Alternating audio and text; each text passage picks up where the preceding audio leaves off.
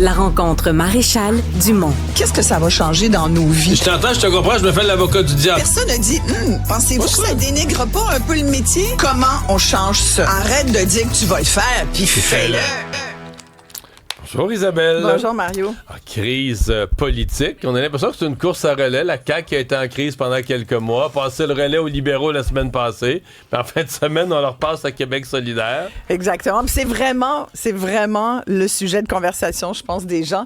En fin de semaine, j'étais ici et là, puis j'avais l'occasion d'entendre ce que les gens disaient. Et les gens parlent de ça. Tu sais, le monde ordinaire parle de quoi? Parle de ça. Ça parle de Pablo Rodriguez. Je pense que, soudainement, que tu fais une course de popularité aujourd'hui. En tout cas, connaissez-vous Pablo? Tu sais, il y a une semaine, personne ne le connaissait. En tout cas, moins. Aujourd'hui, tout le monde le connaît. Ouais. En même temps, les conditions dans lesquelles on le connaît, c'est peut-être pas ce qu'il aurait souhaité. Ouais. J'ai écouté à Tout le monde en parle hier parce que je me disais, il va peut-être sortir quelque chose de différent. On n'a rien appris d'autre. Moi, j'ai entendu... Les attaques. Ben, écoute, c'était son point de presse de vendredi, sincèrement. Ouais. C'était même pas des attaques, là. C'était juste... Attaques aux médias. Oui, mais ça, c'était vendredi. Tu sais, les mises en demeure, tu tires sur le messager, ça t'amène nulle part tirer sur le messager. Fait que je comprends pas la position, je comprends pas... Moi, j'avoue que là où il m'a touché vendredi dans son point de presse, c'est quand il a parlé de sa fille qui pleurait depuis plusieurs jours, qui n'était pas allée assez court. Parce que, puis ça, je pense que c'est important de rappeler aux gens sur les médias sociaux qui sont devenus, c'est un gros bac de compost, là, les médias sociaux. Les réseaux sociaux, ça pue, là. C'est tellement pas drôle. Mais tu sais, qu'une jeune femme, aille pas assez court parce que son père, qui est en politique, reçoive toutes sortes de commentaires. Je trouve ça dommage. Les enfants n'ont pas choisi que leurs parents aillent en politique. Puis, en tout cas, c'était le bout. Moi, ça m'a touché. Tout le reste... Ça m'a quand même un peu étonné parce que c'est pas une histoire qu'il vise. Oui, mais... C'est pas une histoire où il est visé personnellement ou c'est le parti. Je te disais que j'avais entendu des conversations des gens ici et là dans les magasins.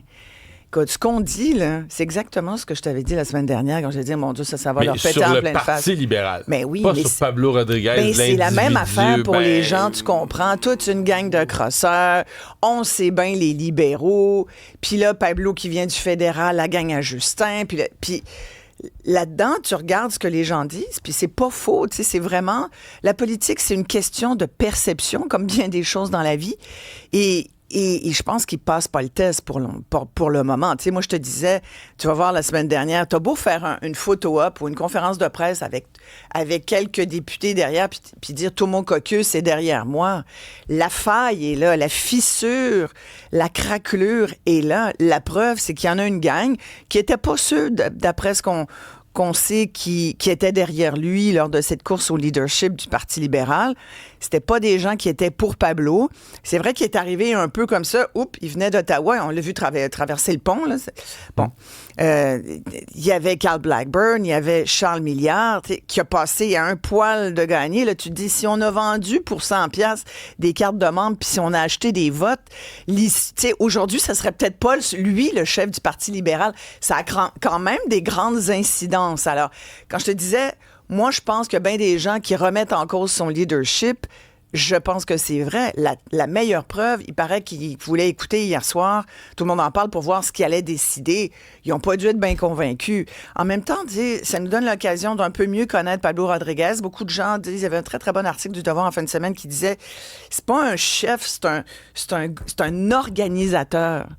Puis, visiblement, tu peux être un très bon organisateur politique et gagner des élections, puis aller voir ta base. Puis, tu sais, pourquoi il savait pas, il était pas au courant, ça a l'air, parce que lui, il était sur le terrain, puis il serrait des mains au monde. Tu sais, c'est un gars, sincèrement, tu sais, il a l'air bien sympathique, tu sais, il a l'air fin, il s'énerve pas.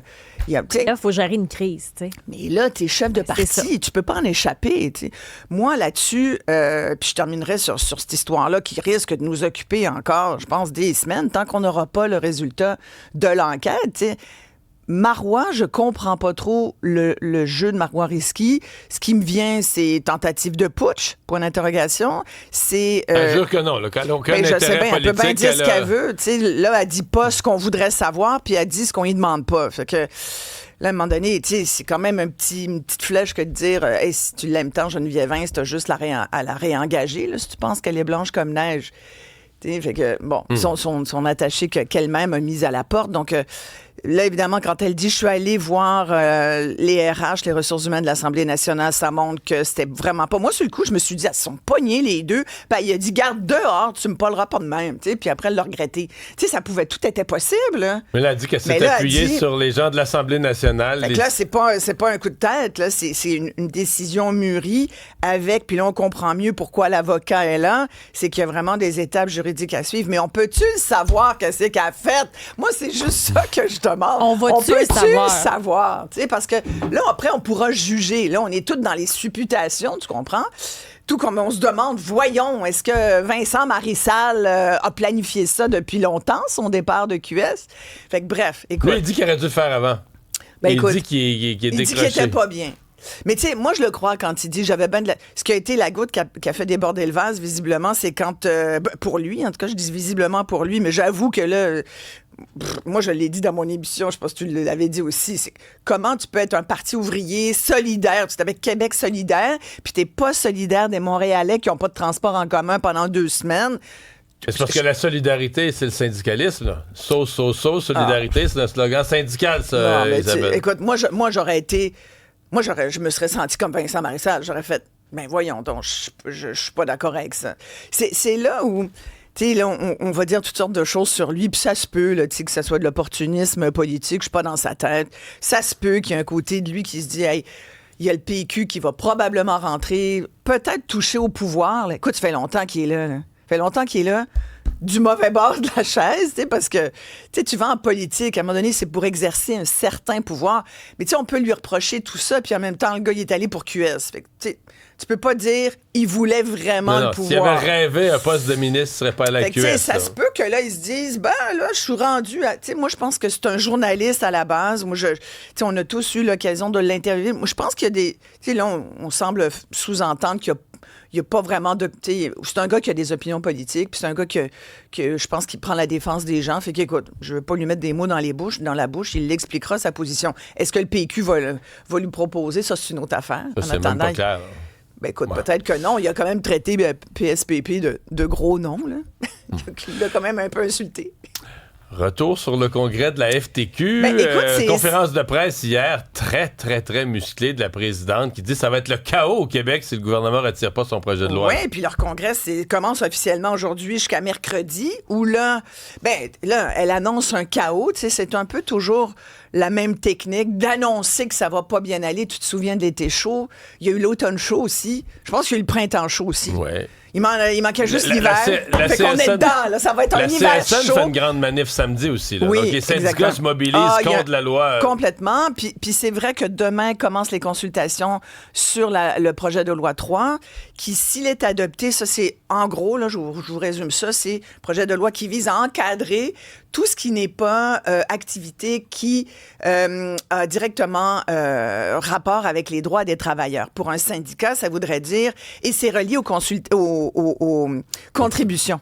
Alors, tu sais, ce que les gens payent, là, même leur chèque de paye. Cotisation facultative, ce qui n'a jamais existé. Là. Ça n'a jamais existé. C'est sûr que c'est une grosse affaire pour les syndicats. Ils viennent de se faire dire. Puis là, on joue dans leurs finances. La preuve, c'est que le projet de loi 3 demanderait aussi qu'on voit les états financiers des syndicats. Fait que là, c'est sûr que ça fait pas l'affaire de personne. Mais ça serait de dire, par exemple, tu t'en vas à Dubaï pour un voyage parce que tu penses que les syndicats... Je sais pas pourquoi tu penses à cette ville-là. Ben, ça m'est venu de même, Okay. écoute. Ou tu vas manger des steaks bien arrosés pour discuter de... Ou, comme la FAE l'a fait, là, t'opposer à des lois qui touchent la laïcité. Tout ce qui n'est pas droit des travailleurs, ça serait facultatif et les syndicats ne pourraient pas être financés par leurs membres pour ça. Il y a beaucoup de syndiqués qui sont d'accord avec la loi 3. Il y en a qui s'en occupent pas. Il y en a qui comprennent pas trop. Mais tu sais, quand tu t'ouvres les lignes là-dessus, moi, je l'ai fait, là. Tu demandes aux gens, aux syndiqués, êtes-vous d'accord, vous, que votre syndicat... Nous, on l'a fait, puis il y avait beaucoup qui étaient d'accord, là. Oui, il y en avait beaucoup qui étaient d'accord, mais il y avait beaucoup qui commençaient à dire, ben moi, comment ça qui me l'enlève de ma paye? Tu sais, il y a quand même aussi des gens qui se réveillent puis qui disent, ben, je peux tout savoir, ça me coûte cher, mon syndicat. Fait que... Donc, c'est pas mauvais, mais là, il y a des gens qui ne peuvent peuvent pas aller parler. Donc là, Magali Picard, elle trouve ça épouvantable. Donc, ça va être une semaine chaude à surveiller syndicalement. au point de vue syndical. Ça tombe bien parce qu'il paraît qu'il va mouiller. Bon, on va pouvoir surveiller ça. Voilà. Merci Isabelle.